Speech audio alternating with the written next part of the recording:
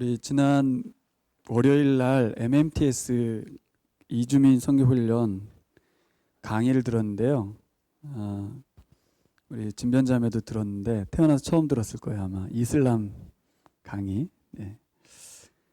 현한나 교수님이라는 여자분인데 나이를 짐작하기 좀 어려울 정도로 젊거든요. 근데 강의 내용을 이렇게 접하면서 좀 신기했어요.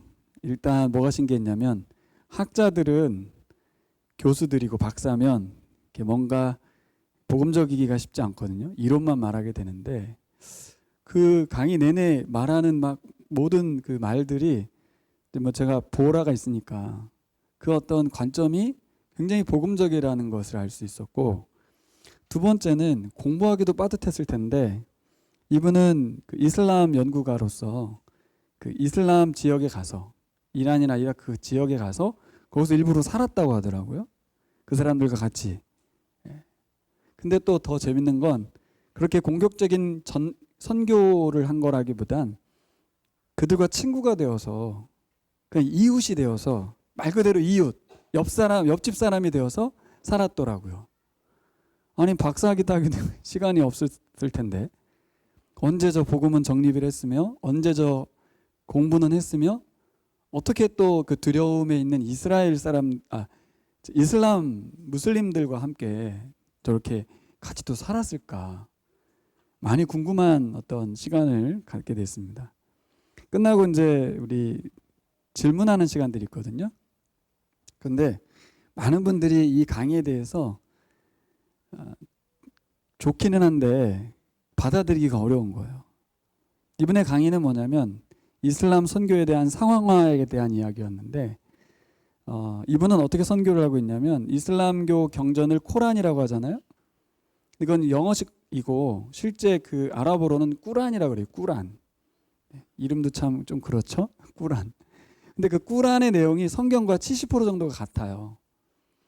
그래서 이분은 복음을 전하는데 어떻게 전하고 있냐면 꾸란의 내용을 가지고 거꾸로 말을 하는 거예요. 그러니까 그들의 언어만 사용하는 게 아니라 그들이 경전으로 받아들이고 있는 꾸란의 내용을 가지고 이제 말을 거는 거죠.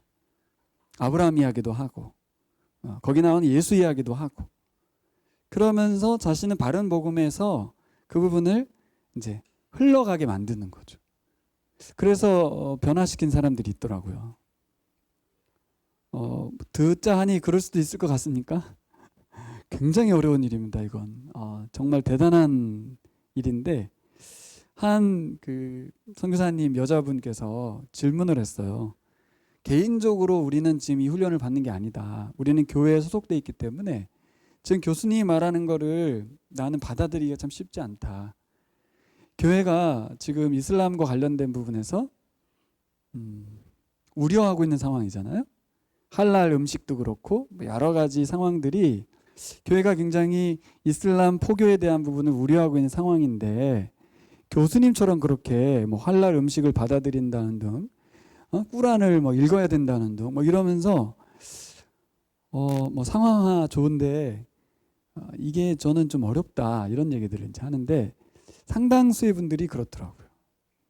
그러니까 이슬람교인 무슬림들을 통해서 사기를 당하기도 하고 뭐 공격까지는 아니지만 진실하지 않은 사람들과 함께 살았던 선교사님들이 많이 들어와 계세요. 탄자니아에서 오신 분, 뭐 하여튼 세계 곳곳에서 선교하던 분들도 들어와 있거든요. 이분들이 자신들의 이야기는 무슬림 섬기는 게 참 쉽진 않다. 그리고 그들은 우리를 이용한다. 어디까지 믿어야 될지 모르겠다. 막 이러는데 교수님은 그들에게 적극적으로 친구가 되어주고 또 그들의 꾸란을 연구해서 성경과 연결해서 복음을 전해야 하고 이런 말을 하니까 뭐 이론으로는 그럴 수는 있는데 그게 가능하냐 뭐 이런 이야기들이었어요. 제가 하고 싶은 말은 뭐냐면 그분이 굉장히 행복해 보였다는 거예요. 사실 우리가 그런 일을 하라고 하면 굉장히 무게가 실리고 스트레스 엄청 받고 지치고 힘들 텐데 이분은 강의 내내 그 신났던 옛날의 그 추억을 떠올리면서 막 간증하듯이 강의를 하더라고요. 그러니까 그 열정과 여자분인데 그 어떤 에너지가 어디서 오지? 그 오해하면 이렇게 오해할 수도 있겠더라고요. 저분은 태생이 열정가구나. 태생이 저런 거 좋아하나 보다. 이렇게 하면 할 말이 없어요, 사실. 근데 제가 아까 세 가지 얘기했잖아요. 언제 공부했으며, 언제 복음을 저렇게 제대로 이렇게 정립했으며, 또 언제 이슬람에 대해서는 저렇게 두려워하지 않고 친구가 될 수 있지? 거기다가 가정까지 있고 뭐 이러면 할 말이 없는 거예요, 도대체. 저건 어떻게 가능하지? 박사 하나 따는 것도 힘든데. 그렇잖아요? 네.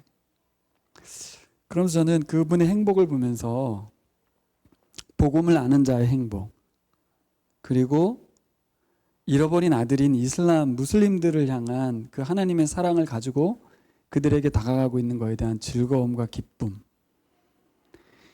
그리고 이제 이번 MMTS 훈련 심화 과정을 통해서 선교사들이라 할지라도 무슬림에 대해서 두려워하고 있는 그들에게 이렇게 그들을 상황화해서 복음을 가지고 들어가서 그들의 것을 접촉점을 삼아서 복음을 전할 수 있습니다 라고 하는 선교사를 위한 또 다른 선교를 하고 있는 걸 보면서 행복해 하더라고요.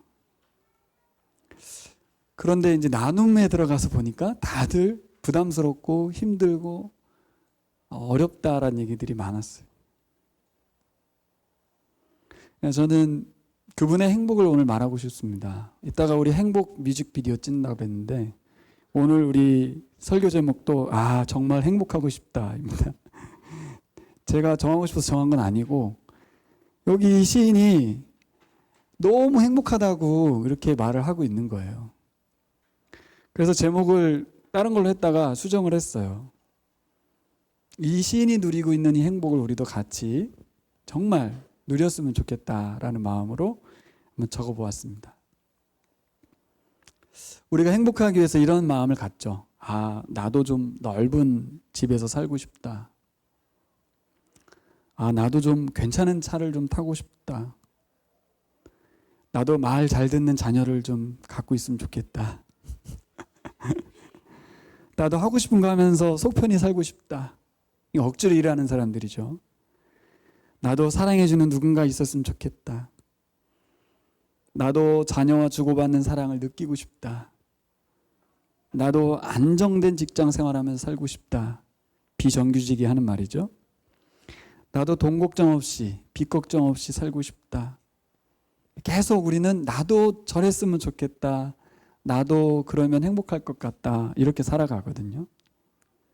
우리 혜인자매는 뭐가 있으면 좀 행복할 것 같습니까? 속에 뭐가 계속 있을 거예요, 아마. 나도 이게 있으면 좋겠다. 행복은 어딘가에 올라가야만 얻을 수 있고, 행복은 누군가를 만나야만 느낄 수 있다. 행복은 무언가를 소유해야만 가질 수 있다. 정말 좋겠다. 그럴 수만 있으면 좋겠다. 그렇습니다. 그런 행복이 분명히 있어요. 어디에 올라가고 뭔가를 가지고, 그죠? 누구를 만나서 행복한 것이 분명히 있습니다. 그런데 오늘 시인은 이런 행복도 소개하고 있습니다. 바로 1절과 2절의 히브리어 단어는 행복하다 이렇게 시작하고 있어요. 그래서 시인이 제안하는 행복이 뭔가 우리가 한번 살펴보고 싶은데, 시편 32편은 기독교계의 가장 고전적인 성인으로 취급받는 어거스틴, 저도 신학교 가서 알았어요. 말들은 많이 하는데 어거스틴의 고백록은 한번 다 읽어보셔야 돼요. 그분이 회심하고 쓴 그 책이 기독교의 가장 큰 고전입니다. 어거스틴이 침상머리에 붙여놓고 깨어날 때마다 읽었다는 시편이 32편 이 시편입니다. 세상 제일 유명한 시편이에요. 또 하나 이 시편은 로마서 4장 6절에서 8절에 있는 바울이 복음에 대해서 설명을 할 때 인용하는 성경 구절이 바로 시편 32편이에요. 복음에 대해서 설명을 할 때 굉장히 중요한 성경이란 말을 해드리고 싶은 거죠. 그냥 우리는 그냥 읽지만 역사적으로 이 시편은 많은 사람들에게 영향을 주었고, 바울에게 영향을 주었고, 바울이 로마 교인들에게 쓴 편지에도 등장하는 아주 소중한 시입니다. 아쉐레라고 하는 히브리어인데 이 아쉐레라는 히브리어는 시편 1편에도 등장합니다. 복 있는 사람은 악인의 꾀를 좇지 아니하고, 그렇죠? 거기에 복에 대한 이야기는 행복이란 단어인데, 행복, 어떤 사람이 행복하냐? 주의 말씀을 주야로 묵상하는 자다. 그게 이제 시편 1편의 이야기잖아요. 주의 말씀을 주야로 묵상하는 자의 행복에 대한 이야기가 시편 1편이고, 그 시편 1편은 시편 전체의 이야기예요. 핵심은 시편 150편 전체를 읽는 사람들의 행복론을 말하는 게 시편 1편이에요. 그 중에 있는 32편의 행복 이야기는 어떤 사람이 행복한 사람이냐? 허물의 사함을 받은 사람이다, 이렇게 되어 있습니다. 허물이라는 것은 죄를 연상하게 한 단어긴 한데 강조점이 좀 달라요. 페사라고 하는 히브리어인데 하나님을 대항하는 반역죄를 말합니다. 허물이 그냥 허물이 아니에요. 그냥 덮어줄 수 있는 허물이 아니고 반역죄를 말한다는 거죠. 그래서 시인이 지금 죄라는 단어를 한국어 번역으로 했지만 세 가지의 죄를 언급하는데, 첫 번째는 반역죄를 언급하고 있고, 두 번째는 규율을 어기는 문제, 화살이 관역을 빗나가는 것, 그 잘못됨이라고 말하는 일반론적인 죄를 말하고, 세 번째 죄는 뭘 말하냐면 우리의 성품, 고장난 상태를 죄로 인식해서 말해요. 나태한 거, 불성실한 거, 이런 어떤 고장난 우리의 성품의 상태를 죄로 이야기하면서 하나님께 죄를 고백합니다. 첫 번째는 반역죄, 두 번째는 그 규율을 어긴 죄, 범법을 한 거죠. 세 번째는 우리가 죄의 상태에 빠져서 나으르고 게으르고 나태한 그런 어떤 것을 말하고 있습니다. 여러분, 죄와 허물로부터 완전 자유로운 사람 없죠. 세상에 없습니다. 그러다 보니까 우리는 다 그런데 뭐 그러면서 살아갑니다. 그런데 오늘 시인은 죄와 허물에서 완전 자유함을 얻었다, 그렇게 말하는 거예요. 그게 가능하나 일단 그 의문이 들고요. 근데 일단 거꾸로 생각해 보면 사람들과의 관계 속에서가 제일 많은 것 같고, 하나님과의 관계 속에서 사람들은 허물과 죄 때문에 불행한 사람이 너무 많아요. 행복하지 않은 사람이 너무 많다고요. 뭐 때문에요? 뭘 안 가져서 어디 올라가지 않아서가 아니고, 뭐 때문에? 죄 때문에. 하나님께 대한 반역죄 때문에 불행한 사람이 너무 많다고요. 참 쉼은 소유가 아니라 관계입니다. 이거 어디 나왔던 내용이죠? 애치통독 1장에 나왔던 성경 같은 이야기. 네. 애치통독하면서 창세기 1장에서 얻은 마지막 문장, 어떤 문장이에요? 관계적인 행복을 다루는 거죠. 참된 쉼은 소유에서 오지 않는다. 안식은 관계에서 오는 것이다. 하나님과의 관계에서 참된 행복이 온다. 다 아시죠? 그런데 알긴 아는데 그 행복을 못 누리고 있다면 아는 것이 전혀 힘이 되지 않는 거죠.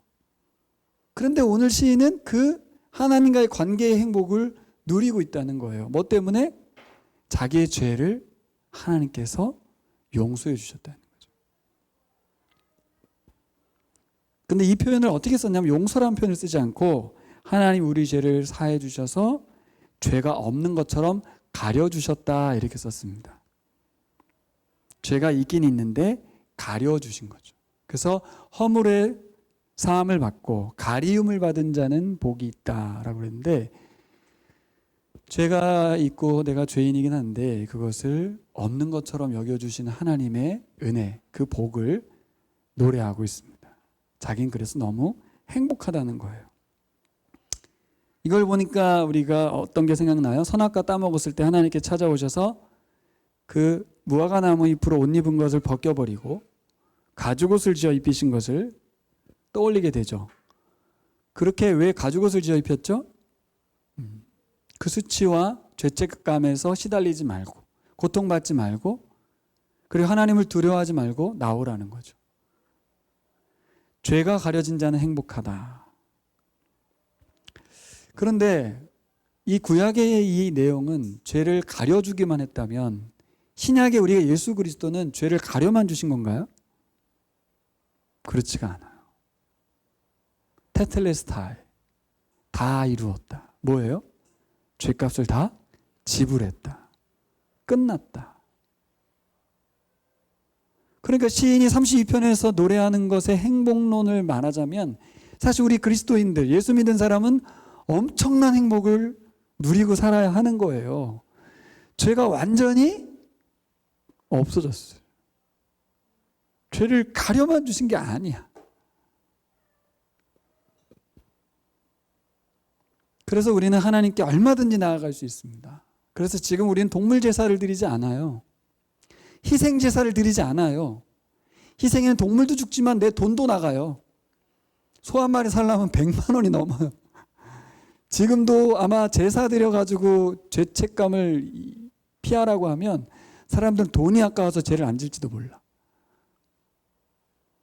근데 우리 예수 그리스도 그 단번에 예수님의 죽으심을 통해서 매번 돈 들여가지고 재물 사야 되는 그 죄악이 한 번에 다 사라졌다고. 너무 쉽게 해결해 주셨나? 좀 한 매덕 좀 받고서 해야 되나? 과거에 중세시대 때 천주교는 어떻게 했어요? 면죄부를 팔았죠. 그래서 면죄부를 사면 죄 없어지는 걸로 장사를 엄청 했습니다.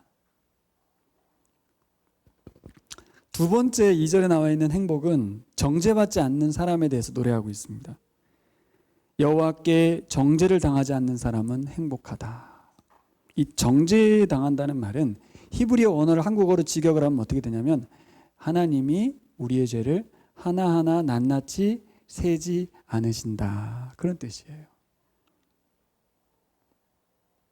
사실 우리가 죄를 짓는데 하나하나 체크 들어가면 심각해지죠. 그렇죠? 우리는 퉁쳐서 용서해달라고 하지만 하나님 만약에 일일이 낱낱이 하나씩 세워 들어가면 심각해지는데 왜 행복하냐? 하나님은 일일이 죄를 세지 않는다.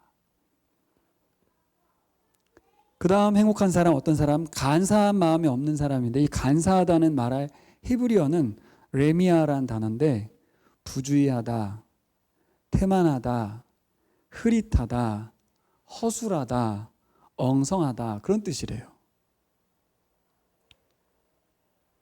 그러니까 적극적인 악행만이 죄가 아니라 매일의 삶 속에서 부주의한 삶, 나태한 삶, 태만한 삶이 죄라는 것을 인식하고 하나님께 그것을 아랬더니 하나님 그것도 용서해 주셔서 이제 우리가 어떤 사람이 됐어요?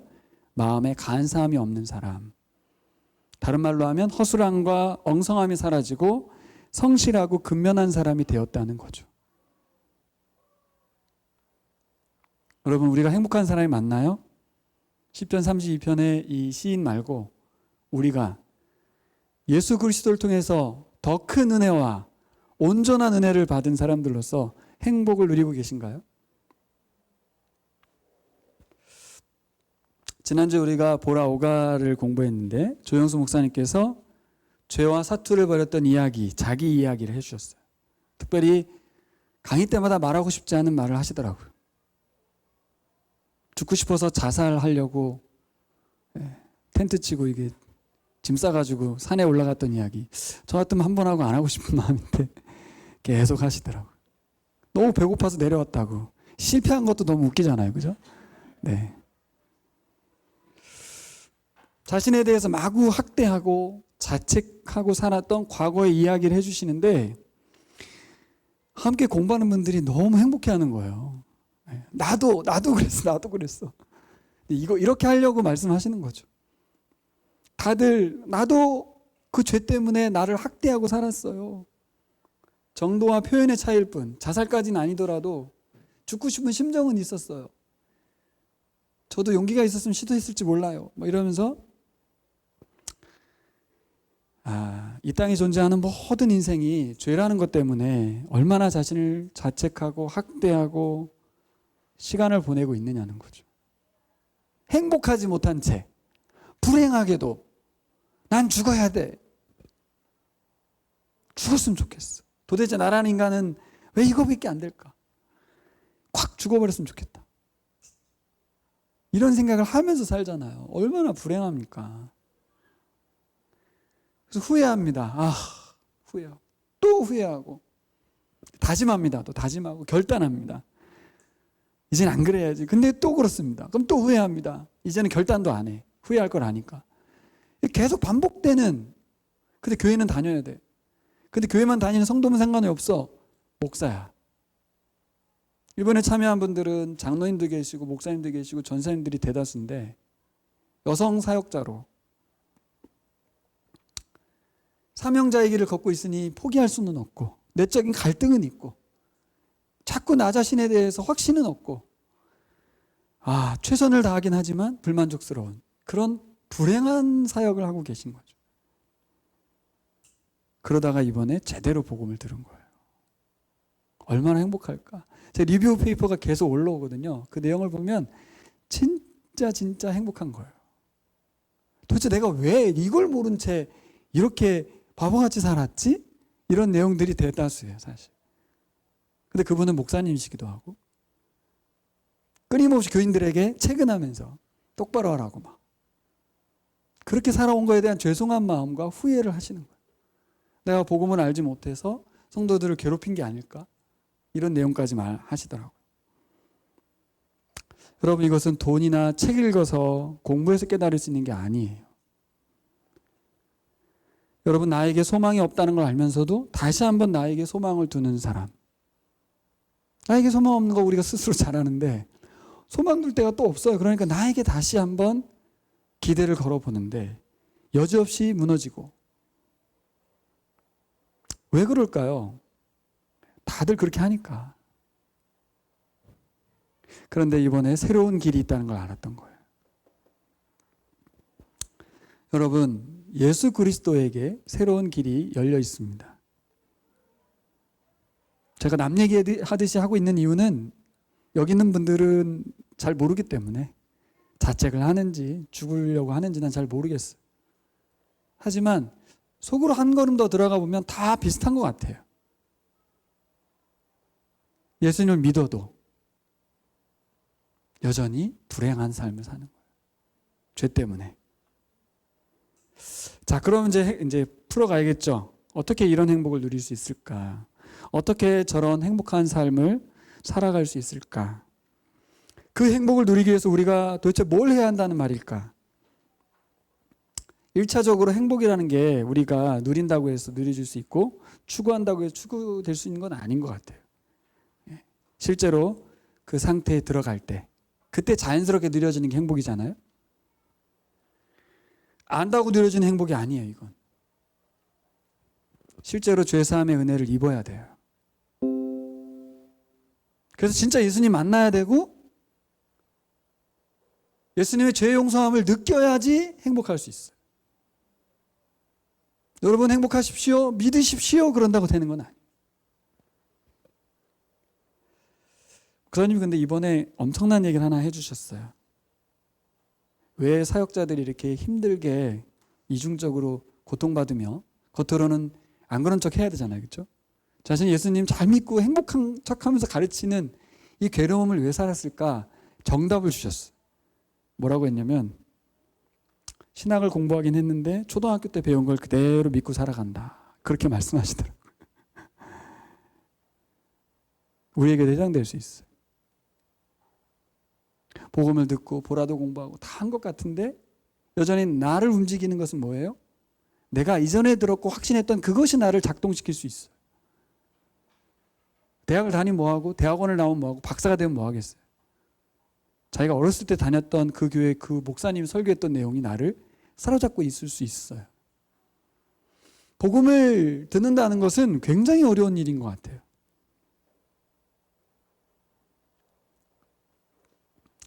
여러분, 우리의 신앙생활의 목표가 어디까지입니까? 이번에 많은 분들이 깨달았던데 우리 신앙생활의 목표가 조 목사님이 옆에 있는 신앙인들 다 쳐다봤더니 니고데모처럼 바리새인 되는 게 목표더라. 최고의 신앙인이 되는 것이다. 다른 말로 해볼까요? 우리 예은이는 이런 소망이 있는지 모르겠는데 친인척에게 인정받는 사람. 그게 대부분의 주부들의 소망입니다. 불신자도 인정할 만한 도덕적인 흠이 없는 사람이 되는 것. 그래서 보란듯이 복음을 전하고, 그래서 나 이렇게 멋진 크리스찬이 되었다고 말하고 싶은 마음. 그게 우리 신앙생활 목적이 아닌가요? 저도 그랬었어요. 저도. 우리 고모님들이 7분이나 계신데 우리가 가장 가난했는데 항상 도움을 받으니까 나도 예수 믿어서 부자 됐다는 걸 저분들에게 자랑할 날이 오겠지. 그러려면 열심히 살아야지. 그렇게 했던 것 같아요. 그런데 마태복음 5장에 가면 상상수훈에서 예수님은 뭐라고 말씀하셨냐면, 너희가 바리새인과 서기관들보다 더 낫지 않으면, 너희의 의가 바리새인과 서기관들보다 더 낫지 않으면 결단코 천국에 들어갈 수 없다. 바리새인만으로도 안 된다는 거예요. 더 하라는 거예요. 더. 예수님은 더 하라고 그랬어요. 아니, 바리새인 율법 조항을 다 지켜내는 사람들인데 그보다 더 하는 건 뭐지?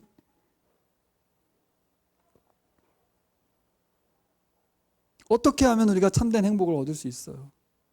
예수님은 우리에게 샬롬을 주고 싶어 하시고, 자유를 주고 싶어 하시고, 하늘의 기쁨을 주고 싶어 하십니다. 참된 평안을 주고 싶어 하세요.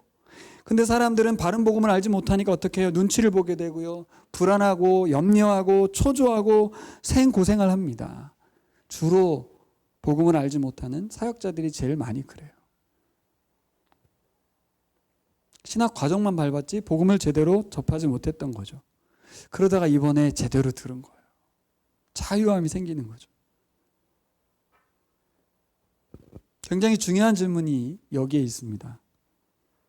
우리가 에덴 동산, 잃어버린 에덴 동산, 그 하나님 나라에 들어가기 위해서 우리가 뭘 해야 되죠? 라고 질문하면 틀렸다는 거죠. 그리고 우리는 질문을 어떻게 해야 돼요? 하나님이 우리를 낳아주시기 위해서 하신 일이 뭔가요? 이 질문이 핵심 질문이라는 거죠. 우리가 거듭나기 위해서, 그 행복을 얻기 위해서 우리가 뭘 해야 되냐가 아니라 하나님은 무엇을 하셨는가를 보라는 것이죠. 교회는 그동안 수많은 방법들을 제시했습니다.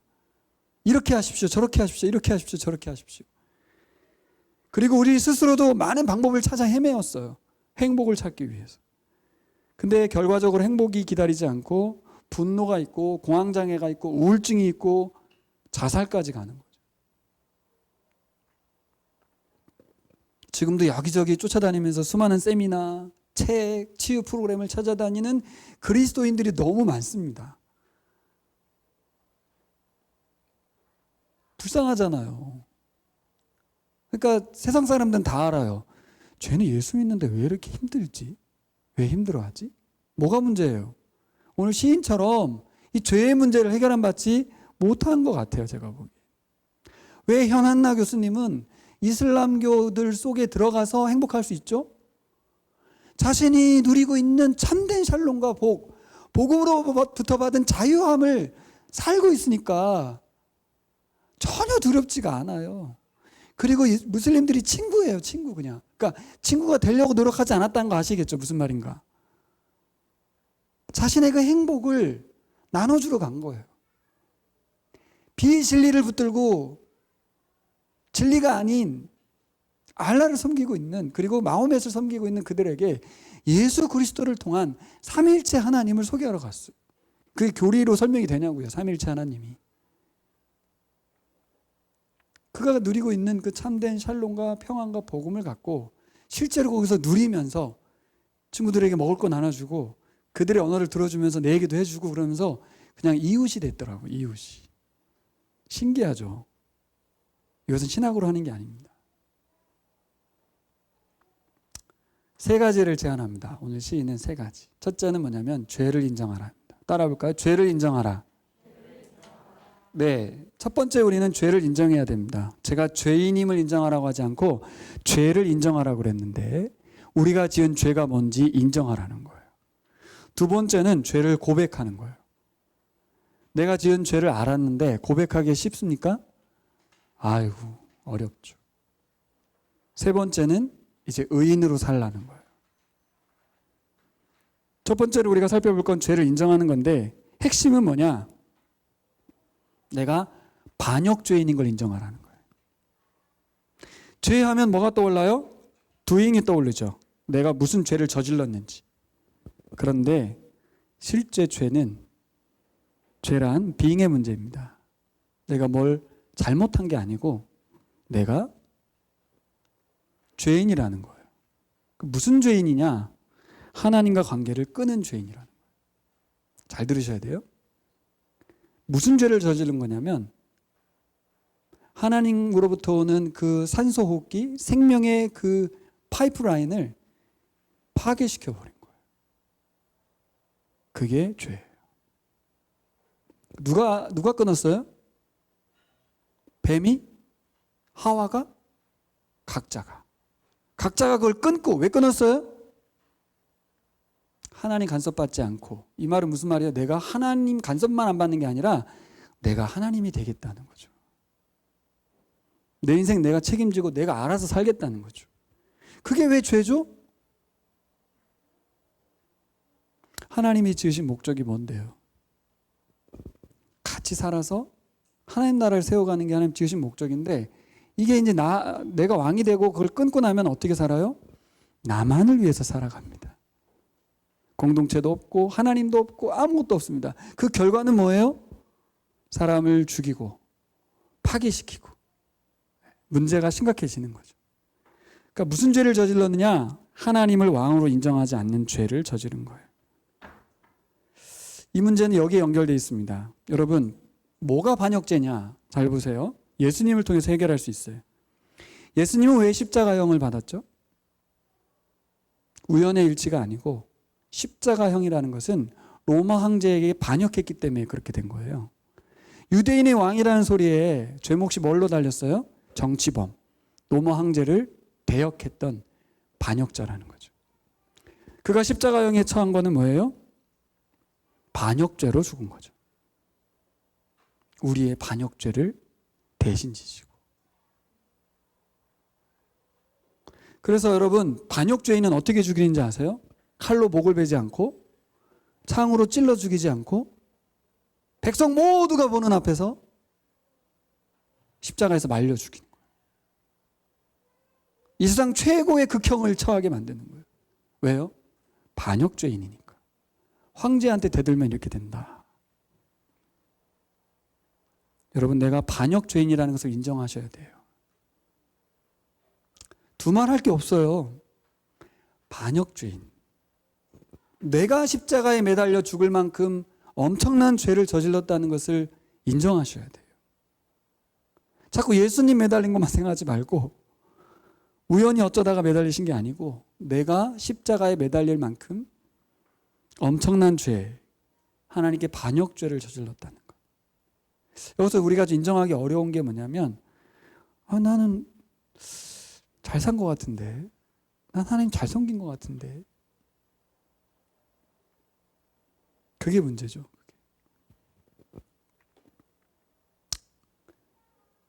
내가 무슨 죄인인지 어떤 죄를 저질렀는지 모르니까 그렇게 사는 거예요. 그런데 그 습성이 여전히 남아 그리스도인이 되고 믿는 자가 된 우리들이 여전히 나의 인생의 그 중심의 자리에 하나님이 아닌 내가 앉아 있는 거예요. 여전히.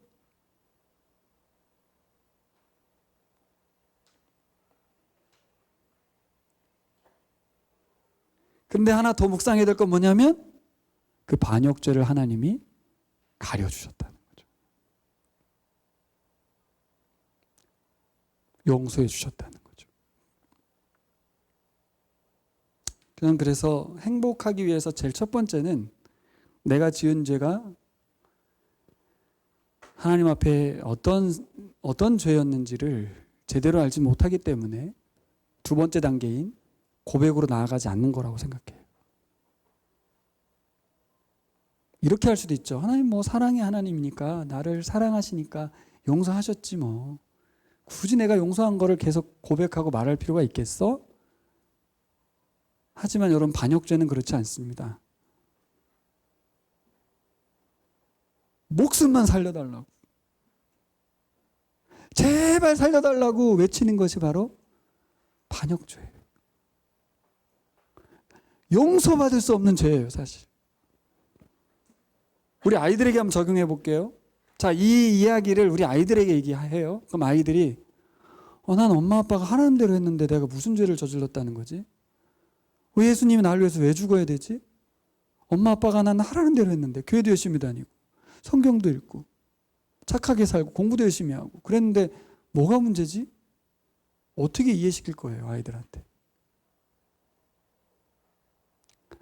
아이들한테 너 정말 큰 죄 졌어. 예수님 널 위해서 대신 죽었어. 왜요? 어떻게 이해시킬 수 있어요? 저는 하나밖에 없다고 생각해요. 우리가 진짜 하나님 앞에 대역죄인으로서 반역죄를 저지른 사람으로서 용서함 받은 사람인 것을 아이들이 봐야겠죠. 그렇게 살아야 한다는 게 아니라 진짜 내 생애 가운데 아이들에게 간증할 만큼 아버지는 예수 그리스도가 십자가에 못 박히게 만든 죄인이야. 그런데 하나님께서 그 죄를 용서하셨어. 그 다음이 뭐예요? 세 번째, 의인으로 사는 거예요. 뭐예요? 하나님 용서를 받아들인 사람, 그 사람은 어떻게 살아요? 뒤에 나오죠? 하나님을 찬양하고 예배하는 사람. 사람들로 하여금 자신이 용서를 구했더니 용서함 받은 것을 간증하며 기도하는 사람이죠. 뭐라 그래요? 주님, 죄 지은 사람들이 주님께 용서하는 사람들이 되게 해주십시오라고 중보하는 사람이 되죠. 사명자가 되는 거예요. 자녀들은 그걸 보죠. 아빠 엄마는 왜 저렇게 살아? 무슨 잘못을 저질렀길래 모든 돈과 인생을 다 주님을 위해서 하나님에서 저렇게 다 드리는 이유가 뭐지? 근데 한 가지 궁금한 게 있는데 그렇게 하면서도 행복해 보인다. 저렇게 희생하고 저렇게 섬기면서도 즐겁다. 다 보고 있지 않습니까? 주위 사람들이 열심히 신앙생활하고 열심히 기도하고 열심히 최선을 다해서 하나님을 섬기고 있는데 다 보고 있잖아요. 얼마나 힘들어하는지. 교회를 옮겨볼까? 너무 힘들다. 복음이 없는 거죠. 뭘 위해서 열심히 막 헌금하고 신앙생활하고 시간 쓰는지 도통 아이들은 다 알고 있어요. 엄마는 힘든데 왜 교회 다니지? 이런 생각 안 하겠냐고요. 뭐가 필요한 거예요, 지금? 복음이 필요합니다. 내가 얼마나 큰 죄인인지, 그리고 그 큰 죄를 하나님이 어떻게 용서하셨는지, 그래서 왜 용서하셨는지. 3절에 보면 하루 종일 심하는 사람이 나옵니다. 뼈가 새할 정도로 무너졌습니다. 진액이 빠져서 여름 가뭄의 마름처럼 바싹 말라 비틀어졌다고 말합니다. 우리 이런 시절 보냈죠. 죄진 걸 알면서도 말하지 않고 가만히 있는 거예요. 침묵으로 버티는 거예요. 이런 시간 보내야 돼요. 죄 짓고 고통받고 어려워하는 시간 보내봐야 돼. 그 시간이 짧았으면 좋겠지만 사람들은 참 어려운 것 같아요. 평생 이렇게 사는 사람도 있어요.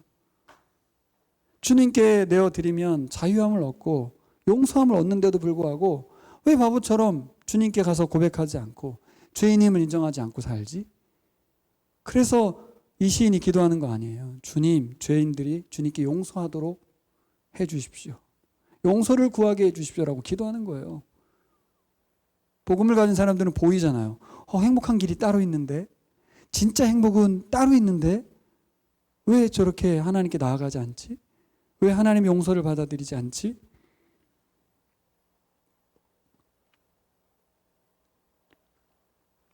여러분, 주님 제가 죄인입니다 라는 기도를 해보신 적 있습니까?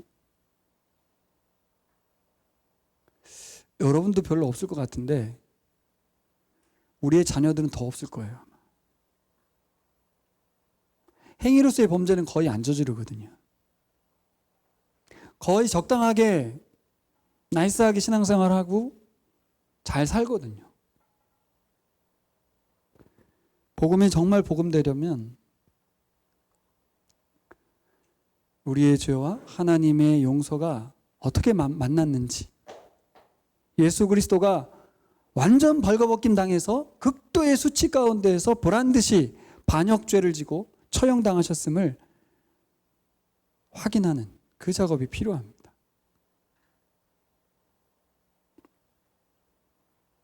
하나님의 꿈은 딴 데 있는 거죠. 의인으로 살길 바랬어요. 의인이 뭐예요? 로마서 표현으로 칭의죠. 의롭다 불러주시는 겁니다. 예수님께서 모든 죄를 다 가져가셨어요. 그것을 믿는 사람을 의인이라고 말합니다. 어떤 의인? 하나님께서 의인으로 불러주시는 예수님 때문에. 그래서 사도 바울은 로마서에 계속 예수님으로 말미암아, 그분으로 말미암아, 예수 그리스도로 말미암아라는 단어를 한 번도 빼먹지 않았어요. 또 그는 뭐라고 써 있어요? 그리스도 안에서라는 단어를 계속 사용하고 있습니다. 여러분, 우리가 놓치는 건 딴 게 아니고 in Christ를 놓치는 거예요. 그래서 우리는 죄인으로 사는 거예요. 우리 안에 성령님을 보내주신 이유는 in Christ 하라고 준 건데, 예수 안에 있지 않으면 행복하지 않은 거죠. 의인으로 살 수 없는 거예요. 성경의 의인은 제일 첫 번째 언급된 사람으로 가면 누굴까요? 노아였죠. 노아가 왜 의인인가 이렇게 돌아보면 하나님 말씀을 순종한 거로 의인으로 표현되고 있어요. 하나님 말씀의 순종은 어떤 의미냐면 하나님을 하나님으로 인정하는 거예요. 창조주로, 주인으로. 그때 당시에 모든 사람은 하나님이 주인이 아니고 자기가 주인이었는데 노아만은 하나님의 은혜를 입고 의인으로 살았어요. 자기가 죄인이라고 인정했다 그 말입니다. 결국 그래서 어떻게 했어요? 얼토당토하는 명령인 것 같은 하나님 말씀을 순종하죠. 그게 하나님을 하나님으로 인정하는 모습으로 나타났어요. 결국 그는 사람들을 구원하는 의인으로 살았어요. 지금도 연결되고 있지 않습니까? 6절과 7절을 보면 하나님은 시인을 자신과 같은 죄인들을 위한 중보자로 세우시고 하나님은 하나님을 향한 예배자로 회복시켜 주셨습니다. 하나님 우리를 올바른 관계 안으로 의로운 관계로 의로운 자로 세우시는 건 두 가지를 주시는 거예요. 첫째, 사명자로 세우시는 거예요. 사명자. 우리를 거듭나게 해서 우리를 하나님 자녀로 만드신 이유는 뭐예요? 사명자, 중보자. 많은 사람들을 행복으로, 참된 행복으로 이끌어내는 자로 부르셨어요. 그 방법은 하나밖에 없어요. 아주 쉬워요. 죄를 인정하고 죄를 고백하고 하나님 용서를 받아들이는 하나님이 인정하는 의인이 되는 거예요. 두 번째는 뭐예요? 예배자예요. 예배자.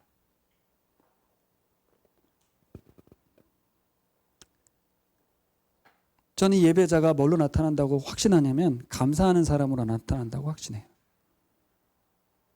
주일날 예배 드리는 사람 말고 모든 삶의 순간 속에서 하나님께 감사하는 사람, 하나님을 찬양하는 사람으로 드러난다고 좀 봐요. 감사할 거리를 찾을 필요도 없이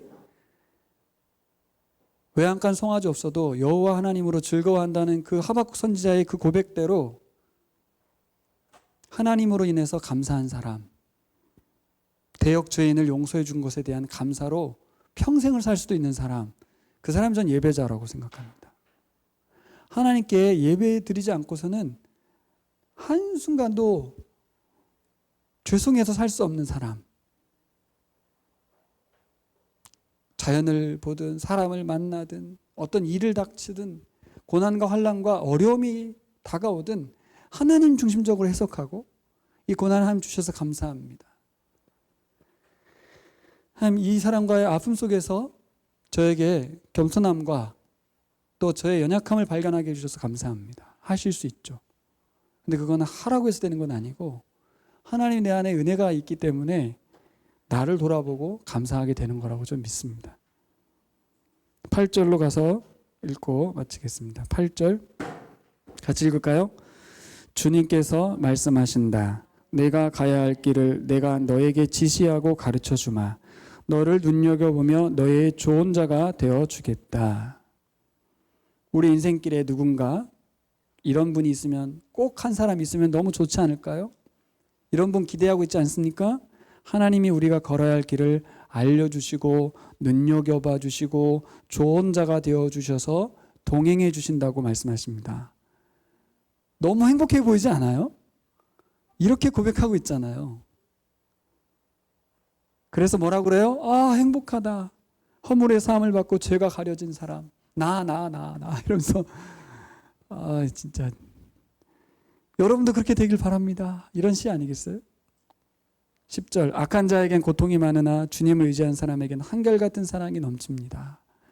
이분이 이 모든 상황 속에 깨달은 진리의 말씀 한 가지. 10절, 악한 사람에겐 고통이 많아요. 그런데 주님 의지하는 사람에게 한결같은 사랑이 넘친대요. 여러분, 이제 죄인이 아닌 의인으로서 주님의 한결같은 사랑을 맛보며 살아가는 사람, 그 사람은 주위 사람들 의인으로 만들어가는 줄 믿습니다. 정죄하지 않는 거예요. 너 왜 그렇게 사냐? 인간이 왜 그러냐? 이런 시각이 사라지는 거예요. 나와 같은 의인을 만들고 싶은 거죠. 그러면서 무슨 일을 해요?